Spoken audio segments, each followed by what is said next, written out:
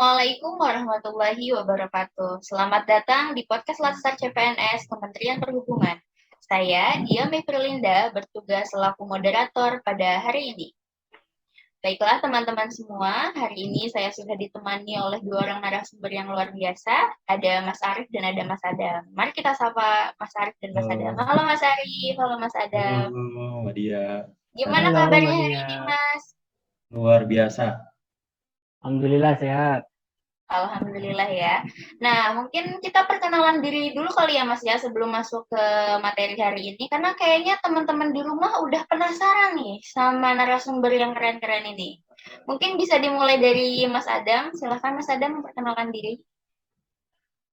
Ya, terima kasih Mbak Dia. Perkenalkan, saya Adam Kunevi Yunanto, penempatan di KUPP kelas 2 Nusa Penida di Bali. Mungkin Widih. itu saja. Baik, terima kasih Mas Adam. Mungkin selanjutnya Mas Arif, silahkan Mas Arif memperkenalkan diri. Baik, terima kasih Mbak Dia. Memperkenalkan diri, nama saya Arif Setiawan, penempatan di KUPP kelas 2 Garongkong, Sulawesi Selatan. Terima kasih. Salam kenal Oke, semuanya.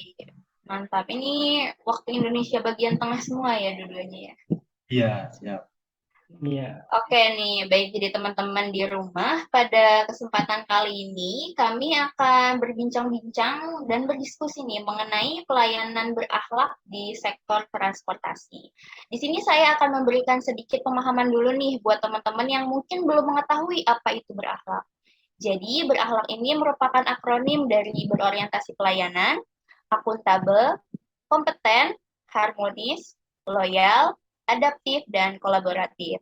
Nah, core value ASN berakhlak ini menjadi titik tonggak penguatan budaya kerja yang tidak hanya dilakukan pada ASN tingkat pusat, namun juga pada tingkat daerah.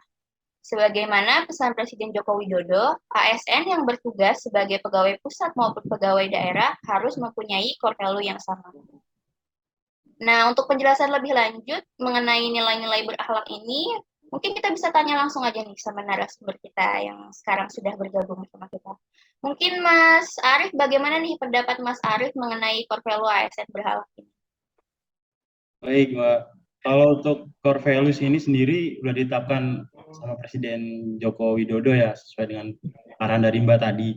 Nah, kalau secara pendapat saya pribadi, ini sangat bagus sekali karena dari penamaan sendiri, akhlak itu sendiri kan yang disebutkan dalam Al-Quran ya, kalau di ajaran agama Islam. Jadi, sesuai dengan ajaran agama gitu kan, akhlak penamaannya. Ternyata, tapi secara akronimnya itu juga dalam banget itu pemaknanya, mulai dari berorientasi pelayanan sampai kolaboratif tuh sangat mencerminkan apa ya, sehari-hari citra dari pelayan negara kepada masyarakat gitu. Jadi ini sangat bagus sekali jika benar-benar diterapkan oleh masing-masing ASN di seluruh negara Republik Indonesia. Mungkin itu menurut saya. Terima kasih. Oke, mantap banget nih. Kalau menurut Mas Adam nih, bagaimana pendapat Mas Adam mengenai core value ASN berakhlak ini, Mas Adam?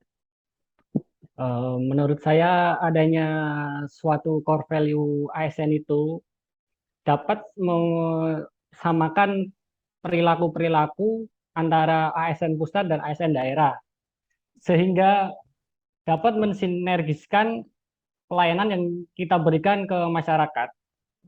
Mungkin seperti itu pendapat saya. Oke.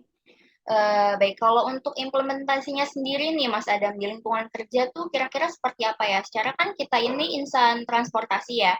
Mungkin Mas Adam bisa memberikan contoh implementasinya di lingkungan kerja itu seperti apa? Untuk contohnya sendiri, saya kan bergerak di ini ya, apa namanya, di pelayanan masyarakat untuk penerbitan surat berlayar. Nah, kita sebagai insan perhubungan seharusnya dalam memberikan pelayanan kepada masyarakat itu harus berorientasi kepada pelayanan. Nah, Oke, kalau misalkan menurut Mas Arif nih, bagaimana contoh implementasinya di lingkungan kerja? Implementasi di lingkungan kerja. Sebenarnya ya seperti yang saya sebutkan sebelumnya tadi ya, dari berorientasi pelayanan sampai kolaboratif ini eh, sangat detail gitu loh penyebutannya. Jadi kalau misalkan ini dilaksanakan oleh masing-masing ASN, misalkan kayak seperti saya kan datang baru di sini ya, apalagi dengan suku yang berbeda. Di sini kan di tempat saya penempatan tuh sebagian besar putra daerah dari Makassar bersuku Bugis, sedangkan saya Jawa gitu, masih minoritas di sini. Jadi antara saya outsider dari luar daerah dan masuk ke lingkungan baru ini itu apa ya, sangat dibutuhkan harmonisasi gitu kan, sesuai dengan nilai akhlak ini salah satunya. Jadi ini sangat sangat saling menyatu satu sama lain gitu. Jadi ya, berakhlak ini nggak bisa dipisahkan gitu. Ini misalnya satu kesatuan gitu untuk dilaksanakan di UPT ini gitu, atau tempat kerja PNS itu. Ini tuh pendapat saya. Oke, berarti itu juga termasuk tantangan Mas Arief ya untuk menerapkan nilai-nilai berakhlak di lingkungan kerja itu, karena Mas Arief adalah outsider di sana ya, Mas Arief ya? Iya benar, iya Mbak. Itu yang saya alami di sini karena mungkin agak curhat sedikit ya, karena pas ketika saya datang kan, apalagi di sini hampir 97% tuh putra daerah sini. Yang dari suku luar Bugis tuh hanya 3 orang dari sini, termasuk kami CPNS baru tuh 2 orang, yang satu pegawai lama dari Jawa juga tapi udah berkeluarga di sini. Nah, ketika pas kami datang itu ada salah satu sambutan juga yang mungkin agak shock juga bagi saya kan. Ada briefingan bahwasanya kamu tuh pendatang di sini, kayak gitu. Jadi kan kami penempatan nggak milih gitu kan. Jadi ini juga tugas dari negara gitu kan. Ya mungkin ya itulah, kita nggak boleh ego juga sama pikiran kita gitu kan. Kita juga harus menjaga harmonisasi lah agar bisa terjadi kolaborasi untuk mencapai tujuan yang telah ditetapkan di kantor ini. Ini itu sih Mbak, mengurangi ego gitu. Oke, jadi Mas Adam nih, tantangan dalam menerapkan nilai-nilai berakhlak dalam lingkungan kerja nih seperti apa nih Mas? Mungkin saya juga sama sih Mbak sama Mas Arief, karena sini kan mayoritas pegawainya adalah orang-orang Bali semua Mbak. Nah, jadi kadang kesenjangan antara penduduk, maksudnya pegawai asli Bali sama pendatang-pendatang itu kadang sering dibedain. Makanya sebagai ASN kita itu harus bisa melakukan suatu tindakan sesuai nilai-nilai yang harmonis dan kolaboratif. Harmonis sendiri, jadi kita sesama pegawai itu jangan membeda-bedakan. Untuk kolaboratif kita harus bisa kerjasama tanpa membedakan ras dan asal daerah. Mungkin seperti itu, Mbak. Oke nih, Mas Arief. Kan nilai berakhlak ini ada 7 nih ya, Mas ya. Nah, Iya. gimana cara Mas agar bisa mencapai nilai-nilai tersebut dan menerapkannya di lingkungan kerja, Mas? Baik. Sebutkan salah satu contoh aja ya, Mas ya. Oh ya, tapi sebelumnya saya sebutkan semuanya dulu ya, baru nanti salah satu contoh di tempat unit kerja saya gitu ya. Jadi kalau nilai berakhlak itu sendiri kan akronim menjadi berorientasi pelayanan. Itu bagaimana kita sebagai seorang PNS itu harus senantiasa melakukan evaluasi dan memberikan pelayanan yang prima gitu kepada masyarakat ataupun pengguna jasa dari pelayanan yang kita berikan pada masyarakat. Terus yang kedua, accountable. Accountable itu bagaimana kita bertanggung jawab atas kepercayaan diberikan oleh masyarakat kepada kita gitu. Jadi masyarakat ini adalah raja gitu. Bukan kita yang meminta pelayanan dari masyarakat, tapi kita yang melayani masyarakat gitu. Tuh, terus kemudian kompeten.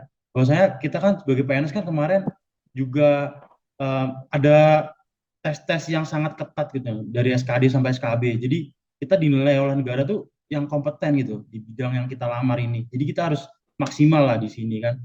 Nah, itu salah satu implementasinya. Terus kemudian harmonis. Kalau harmonis, ini yang saya sebutkan tadi di sebelumnya, segmen sebelumnya, bahwasanya ya kita berbeda-beda suku, kita nggak bisa milih tempat kerja kita gitu kan. Jadi kita harus menjaga harmonisasi dalam kantor meskipun beda suku, ataupun ego kita yang sangat berbeda juga sama orang lain gitu kan. Nah, kayak gitu. Karakter-karakter orang kan pasti berbeda. Terus loyal itu kan tentang kesetiaan gitu kan. Kita sebagai PNS harus setia kepada negara gitu, berlandaskan Pancasila dan Undang-Undang Dasar Negara Republik Indonesia. Itu sebagai pegangan kita gitu. Dan kita juga harus loyal kepada pimpinan juga, karena pimpinan juga punya wewenang gitu kan, mendapat mandat dari negara untuk memimpin kita di UPT ini gitu. Ya kita ikut tuntunan dari beliau lah.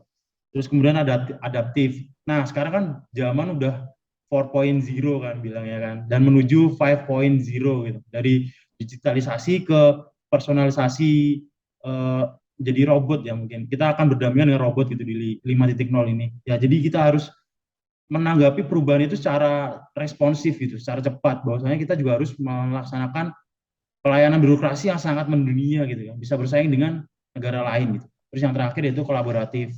Nah, kolaboratif ini kita harus bisa bersatu padu dalam artian ada pemerintah pusat, ada pemerintah daerah. Jadi kita juga harus bersatu padu gitu sebagai penyelenggara negara ataupun pemerintahan ini memberikan pelayanan kepada masyarakat.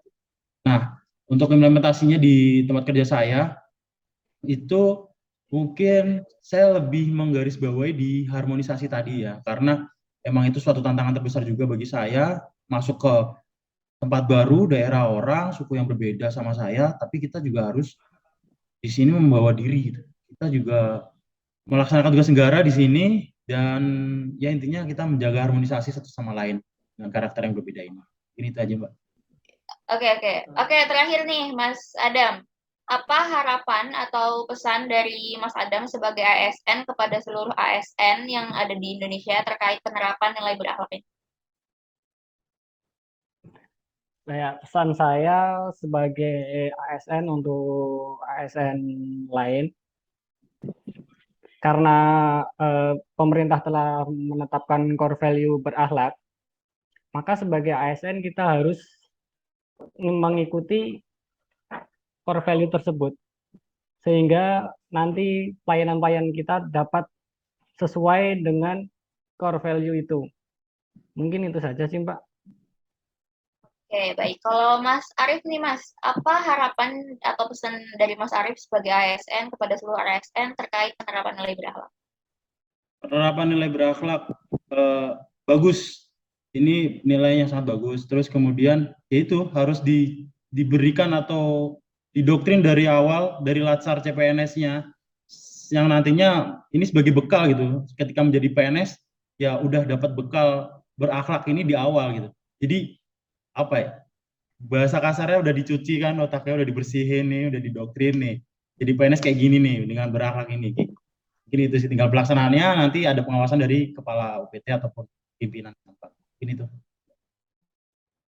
Oke, baik. Nah, baik, terima kasih kepada Mas Adam dan juga Mas Arief atas waktunya. Penjelasannya sangat luar biasa dan bermanfaat sekali. Oke, baik. Kesimpulannya, bahwasanya core values ASN berakhlak ini sudah tepat dari pemerintah untuk menyatukan semua nilai dari instansi, baik di tingkat daerah maupun tingkat pusat, itu sama satu karakter pelayanan. Kemudian core values ini merupakan satu kesatuan nilai yang tidak bisa berdiri sendiri, melainkan satu kesatuan yang saling sinergi setiap nilainya. Dan pastinya ada tantangan dalam pelaksanaan core values ini dalam implementasinya pada setiap ASN.